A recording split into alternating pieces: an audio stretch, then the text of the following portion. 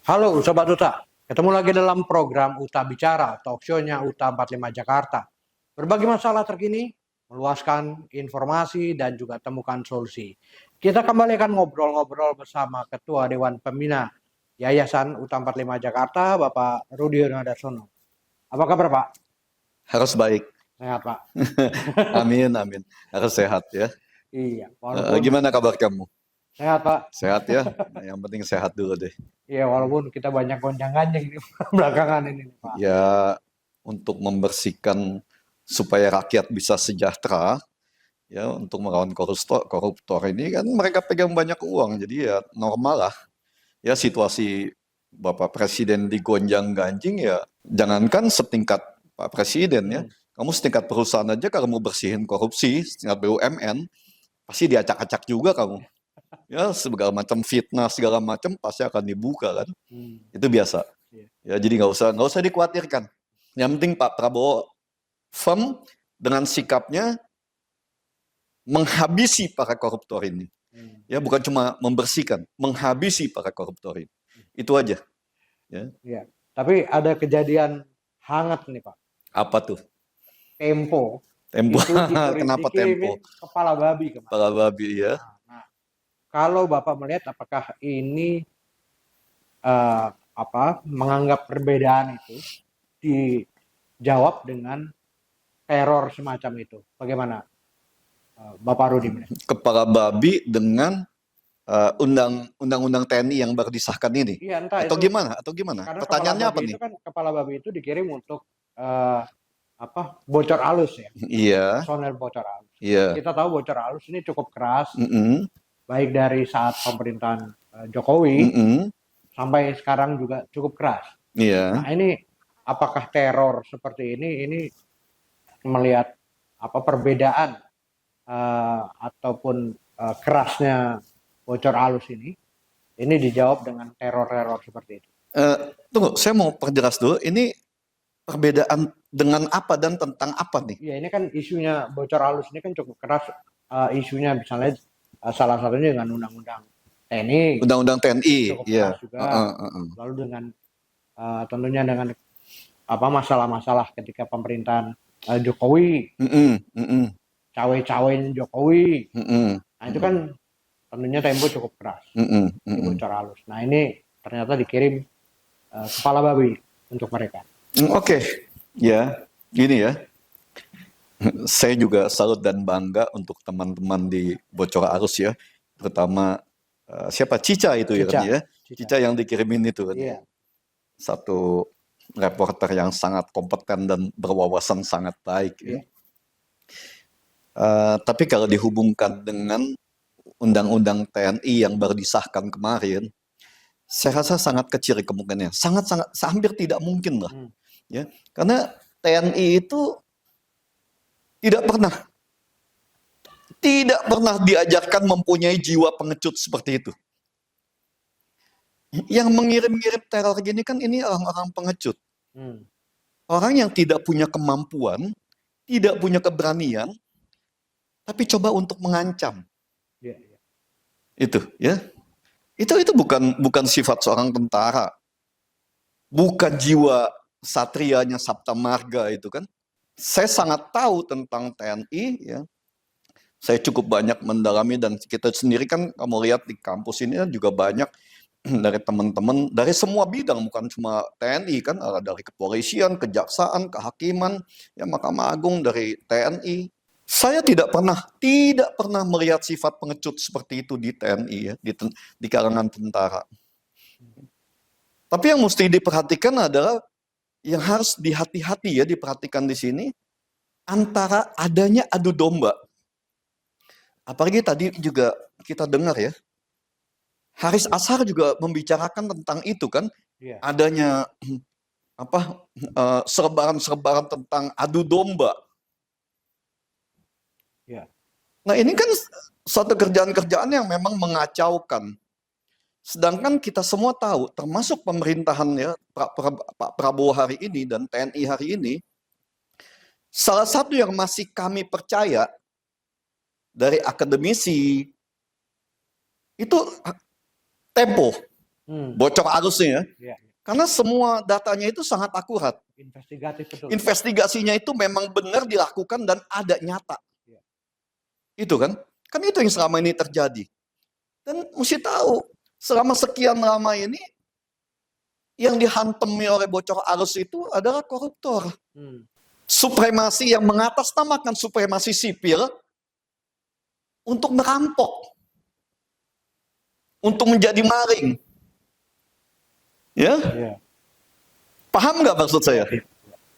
Yang dibuka oleh bocor arus selama ini, selama sekian tahun ini, itu adalah bagaimana para maling ini dengan mengatasnamakan demokrasi, mengatasnamakan supremasi sipil, mereka merampok semua aset-aset bangsa dan melakukan pemerasan dan segala macam ya. Jual beli hukum, jual beli aset negara kan. Kan itu semua dilakukan oleh sipil. Kelompok-kelompok pengecut yang selalu menggunakan tangan orang lain untuk menyakiti orang lain. Merasa mempunyai kewenangan, menyalahgunakan kewenangannya untuk berdagang. Kan ini. Itu yang kenapa selama ini ya, kita bicara dari kemarin, ya, supremasi atas nama supremasi sipil dan demokrasi yang dilakukan oleh teman-teman pejuang reformasi itu telah disalahgunakan untuk menghancurkan bangsa kita. Kamu lihat yang hari ini mereka yang selalu berteriak tentang supremasi sipil, mereka berteriak tentang demokrasi. Mereka ini kan kebanyakan ngomong gimana ya? Kadang-kadang saya suka pengen ketawa kan. Orang yang dulunya tuh nggak punya apa-apa, sekarang ikut menikmati hasil dari perampokan-perampokan ini dengan menjadi corong dari koruptor-koruptor ini. Banyak yang seperti itu. Kita nggak bilang semua ya, yang baik pun banyak. Tapi kalau kita mau jujur, emang LSM itu duitnya dari mana sih? Kamu dari ormas, kamu dari aktivis. Saya kenal kamu sejak lama ya, kamu salah satu dari aktivis 98. Betul kan? Betul. Betul, Pak. Nah, sekarang teman-teman kamu yang aktivis 98 yang menjadi direksi-direksi di BUMN, apa kerjanya juga benar? Bukan kita bilang semuanya nih ya, kita nggak bilang semuanya. Yang baik juga banyak. Tapi yang busuk terlalu banyak. Yang terkontaminasi tentang kenikmatan menjalani supremasi sipil dan demokrasi, udah kebablasan reformasi kita ini. Jadi orang-orang yang melakukan teror ke Tempo ini yang gerah juga dengan pemberitaan misalnya yang dilakukan oleh bocor alus gitu ya? Pasti. Para koruptor, ya, para maling, yang saya bilang para maling, para bangsat ini, yang merasa terganggu dengan adanya informasi-informasi yang sangat akurat. Sangat akurat tuh. Ya, saya paling suka dengerin itu mereka kalau lagi on air ya. Iya. Itu sangat-sangat akurat semua mereka punya informasi itu. Baik data maupun pembicaranya santai kan. Nggak ada emosi. Nggak ada kebencian di situ. Semua tentang sangat informatif lah mengenai negeri ini. Tapi memang sialnya, Iya. pemerintahan zaman Jokowi itu kan nggak peduli, nggak punya malu. Mereka mending ngomong apapun, maling tetap aja maling. Minggu kemarin saya baru diskusi, ini saya buka aja dia. Minggu kemarin saya ada diskusi dengan teman-teman dari Singapura, yang katanya mereka akan mendirikan tentang Indonesia Airlines ya. Dan yang lain-lain itu ada beberapa pengusaha lah di sana. Kita diskusi. Bukan cuma Singapura yang bingung tentang Garuda Indonesia. Oh, ya. Kita bicara memang kemarin spesifik tentang penerbangannya. Garuda Indonesia ini satu-satunya perusahaan di dunia yang disubsidi oleh pemerintah, diberikan semua fasilitas oleh pemerintah, tapi rugi. Paham nggak? Iya. Kita nggak ngomong masalah PLN dan semua segala macam yang lain nih. Satu bidang aja ya. Satu bidang aja nih. Ya. disubsidi, difasilitasi, diberikan ke semua kenyamanan oleh negara, tapi rugi. Coba pikir dengan akal sehatnya deh ya.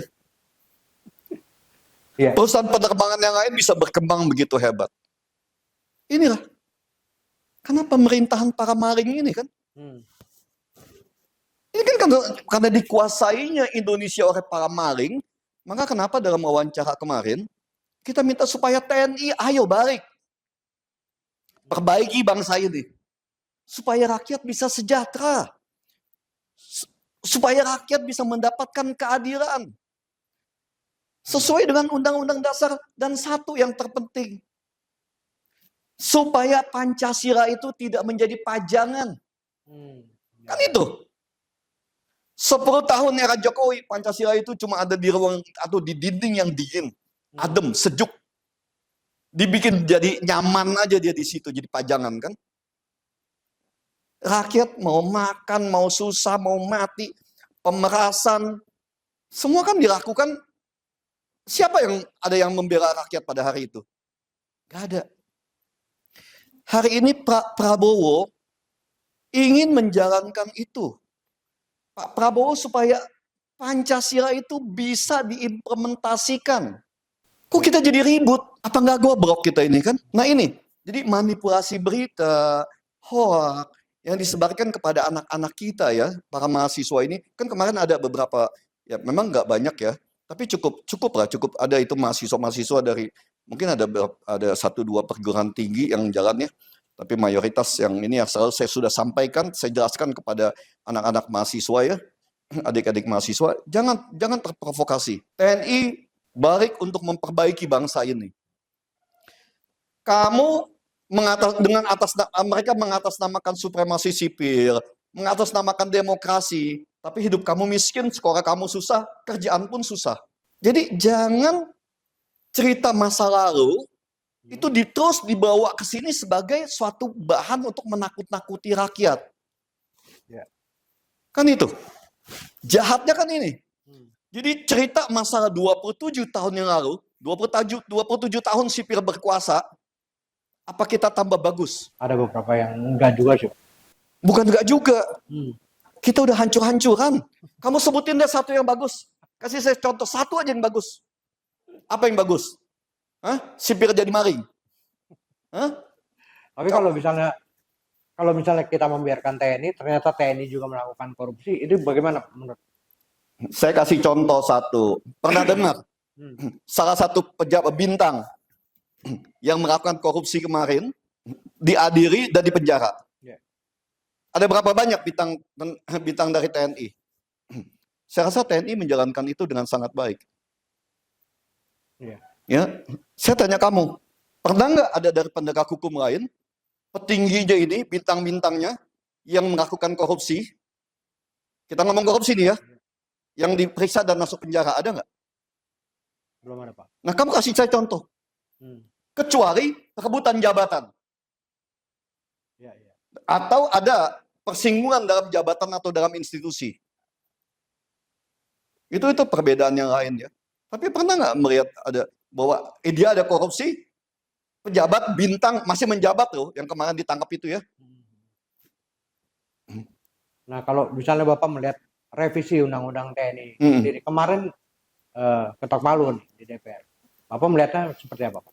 Kalau melihat masih baik ya, tapi ya masih terlalu tanggung sebenarnya ya. Kerjaannya ini kan hanya beberapa bagian yang cukup penting. Kita tinggal lihat implementasinya nanti ya. Tapi mesti ingat, yang sangat takut dengan kembalinya TNI ini membersihkan para koruptor sipil yang sama ini memegang kendali masih cukup banyak. Tapi TNI juga dengan disahkannya kemarin, saya sangat geliat lah. Tidak ada rasa atau karakter ingin menguasai di sana ya. TNI itu dengan hanya sedikit sekali yang sebenarnya penambahan itu ya. Dari penambahan 5 item itu juga tidak ada yang signifikan. Tidak ada sama sekali yang signifikan yang gimana ya. Cuman mereka bisa dapat satu yang itu kan ya perpanjangan masa usia, perluasan pekerjaan juga nggak banyak. Ya, nggak seperti yang selama ini digembar-gembor, kebanyakan isunya, kebanyakan isu yang diinikan. Saya rasa nggak terlalu ini ya, nggak terlalu nggak ada mengkhawatirkan sama sekali lah. Nah, kalau misalnya tidak mengkhawatirkan, kenapa ini didahulukan dibanding dengan undang-undang perampasan aset koruptor? Kadang-kadang kalau ditanyain tentang itu saya suka pengen ketawa ya. Sang gini lah ya. Kamu mau bikin undang-undang apapun undang sebaik apapun kamu mau bikin, perampasan aset, pembuktian terbalik yang tidak pernah disetujui dia. Sang gini. Kalau penegak hukumnya nggak mau ngerjain, kamu mau apa? Ini ada nih, oke disahkan undang-undang perampasan aset. Oke disahkan undang-undang pembuktian terbalik. Kalau penegak hukumnya menggunakan itu hanya untuk kepentingan tertentu atau tidak mau menggunakan, terus kamu nih rakyat mau apa? Yang pertama harus dibersihkan itu adalah SDM-nya, oknum-oknumnya. Bandit-banditnya, bangsat-bangsatnya itu yang mesti dibersihkan dulu. Supaya hukum ini bisa berjalan dengan baik. Jadi kalau ngomong-ngomong, kenapa nggak undang-undang perampasan aset dulu yang disahkan? Mikir nggak? Yang mau ngerjain itu siapa? Ujung-ujungnya hanya menjadi perdagangan lagi nanti, jual beli lagi. Nanti saya periksa ya aset kamu ya. Atau kita bagi-bagi nih. Ya kamu bagi saya sekian. Saya diamin nanti kamu punya. Itu kan? Karena kita tahu selama ini kan, jual beli kasus, jual beli perkara, negosiasi tentang barang-barang hasil rampasan atau barang-barang ini kan ini semua sudah sangat marak ini kan. Ya.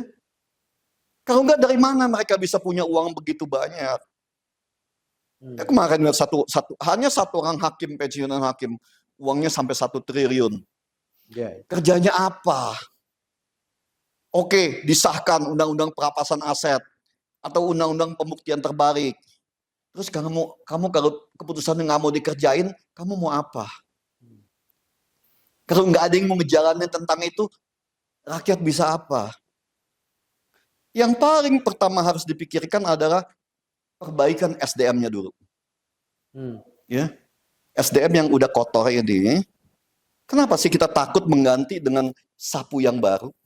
Bukan berarti sapu kotor ini nggak ada yang bersih. Sapu kotor ini kan di luarnya ini semua, yang sekarang berkuasa ini, yang kelihatan ini kan. Di dalam ini, pada saat kamu menyapu, kan cukup banyak juga yang bersih. Yang belum terkontaminasi atau belum kena debu ini ada pasti kan. Dan kenapa ini ada yang bersih yang baru? Karena masa lalu sapu ini mungkin pernah ngegetok orang atau ada orang pernah kegebuk dengan sapu ini.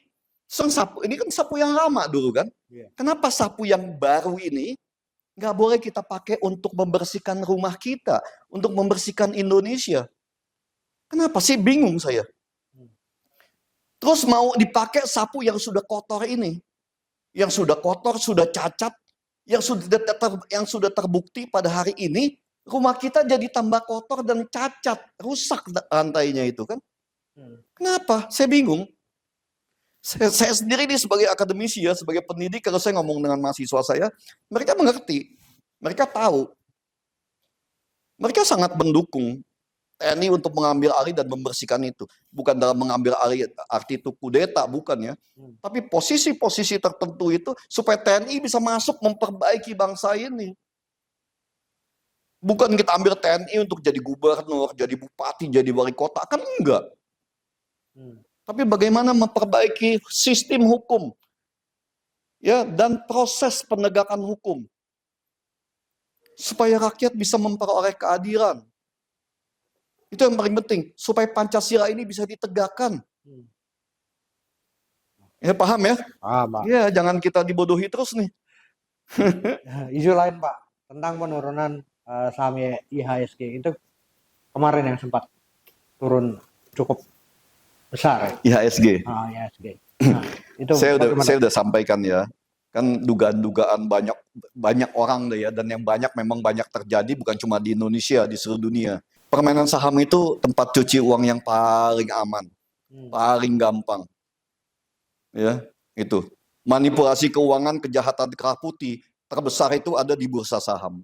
Jadi pada saat pembersihan korupsi ini, ya pada saat pembenahan, jangan kaget, jangan heran kalau IHSG ini dibanting habis-habisan. Kemarin sih ada cerita kan tentang Hong Kong, ya tahun 84, 86 pada saat ICAC, KPK-nya Hong Kong itu membersihkan bandit-bandit kerah putih, white collar crime itu yang bermain di sistem keuangan kan. Indeks hancur sampai 50%. 50% nggak tanggung-tanggung. Kemarin kita drop hanya sampai 6%, habis itu balik lagi, terakhir hanya 3, sekian, nggak sampai 4%. Bukan suatu yang menakutkan atau sebuah masalah buat perekonomian kita. Ya, karena memang ekonomi dunia ini sedang, ya semuanya nggak cuma Indonesia ya, memang sedang melemah. Tapi kita nggak bisa hindari bahwa Bursa Efek Indonesia ini, ya seperti yang dalam dugaan-dugaan kita semua, ini adalah tempat kejahatan keuangan terbesar di Indonesia, tempat cuci uang. Itu ada di sana. Ya, permainan-permainan pejabat-pejabat di bidang keuangan itu juga kan. Itu yang sebenarnya kalau keuangan kita mau baik, ini harus dibersihkan. Ya, di sektor-sektor keuangan banyak sekali di situ. Melenceng sedikit Pak ke topik yang lain. Kalau Bapak melihat juga ini penembakan 3 polisi di Sumatera Selatan ya, terkait dengan judi, itu bagaimana kalau menurut Bapak melihat? Inilah ya, saya sih nggak percaya yang gitu-gituan ya. Bukan saya nggak, ini yang pertama-tama saya ucapkan bela sungkawa ya untuk teman-teman di kepolisian ya. Tapi nggak usah kita banyak bicarakan lah, nanti hanya mempermalukan diri kita sendiri. Ya, beritanya nanti juga pasti akan terbuka. Semua pasti akan terbuka. Ya, kemarin itu berapa hari yang lalu ya sudah beredar banyak tentang berita-berita intelijen tentang bagaimana jual beli kasus dan bagaimana pimpinan-pimpinannya atau oknum-oknum di kepolisian yang mempermainkan jabatannya dengan mengorbankan anak buahnya. Jadi yang gitu-gitu nggak usah kita bahas lah. Ya, udahlah, jangan di blow up yang bikin negara ini tambah kacau. Ya, karena nanti akan mempermalukan diri sendiri juga. Udah aja, semua orang tahu lah bagaimana kepolisian pada hari ini. Rakyat semuanya tahu. Tapi memang keuangan mereka itu kan sangat banyak, sangat tinggi ya, bandit-bandit ya, oknum-oknumnya ini ya, kan sangat tinggi. Mereka bisa membayar semua berita, memerintahkan orang untuk membuat berita-berita ABC untuk menyudutkan sesuatu. Tapi udahlah, kita hentikan itu. Saya minta itu di stop, jangan dibikin kayak begitu. Itu hanya bikin perpecahan menjadi tambah dalam, tambah runcing. Ya, ujungnya nanti merugikan diri sendiri. Ya, itu aja permintaan saya. Ya, saya sebagai anak bangsa ingin sebuah ketenangan. Baik, Pak Rudi. Terima kasih atas waktunya, Pak. Oke, terima kasih. Ya. Ya, demikian Sobat Uta, program Uta Bicara kali ini, karena Uta Bicara talkshow-nya Uta 45 Jakarta. Berbagi masalah terkini, meluaskan informasi, dan juga temukan solusi. Sampai ketemu di lain waktu.